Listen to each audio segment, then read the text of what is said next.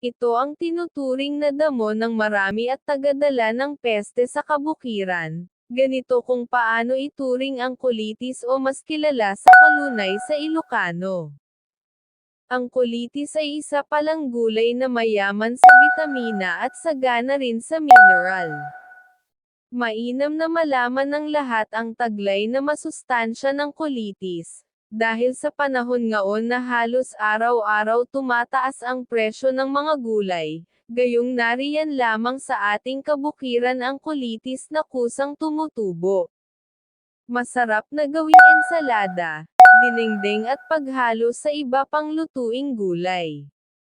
Sa panahong halos tila mahirap na ang kabuhayan, magandang malaman na may mga halamang gaya ng colitis na maaaring lutuin at ihain sa hapagkainan. Isang gulay na libre at masustansya pa.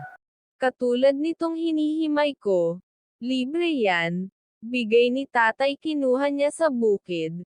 O ngaon may lulutuin na ako, may pangtanghalian na kami ng mga anak ko.